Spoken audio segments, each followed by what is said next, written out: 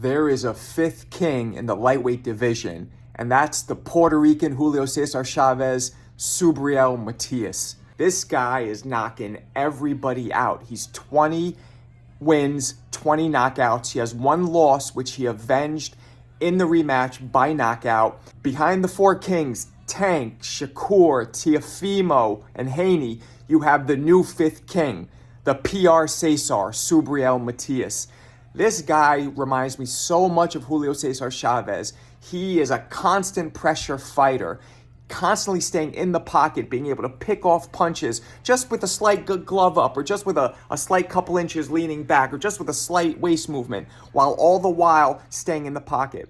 The difference between him and Julio is his punches are short and crisp. He reminds me a lot of Terrence Crawford. He throws those punches from my classic rule, from point A to point B in the shortest amount of time while getting maximum leverage. His leverage is also different. He doesn't wind up or loop at all. He only shifts a couple inches and gets all his weight behind his punch, but then always comes back on balance and in that straight line, ready to do what he has to do.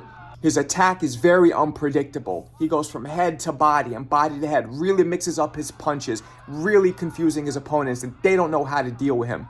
His chin is also top notch. He's taking punches from some of the hardest hitters in the game. His key to that is the fact that his defense is so sharp.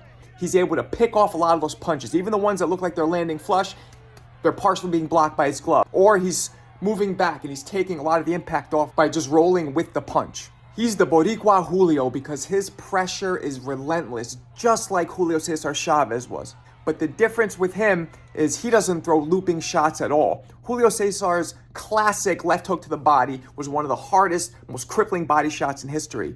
But Matias is a way shorter puncher.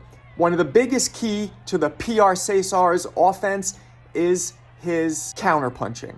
This guy has mastered the art of counterpunching. He throws right when his opponent's about to throw or directly after. He sets up his punches beautifully. Nothing that he does is closing his eyes and swinging for the fences. Everything is very calculated. It comes from years and years of being in the ring. He's 31 years old, in his prime, and has tons of experience. If Subriel fought the Tank Davis here that is banging out, on Ivan Redkach, throwing nothing but bombs, what would happen? Subriel is very similar and has a lot of success staying in the pocket. As a matter of fact, when you're in the pocket with him, much like James Toney, you're in his backyard. That's where he's most comfortable. Could this version of Tank Davis be able to overcome the version of Subriel Matias that we've been seeing? That would be one of the most exciting fights in boxing.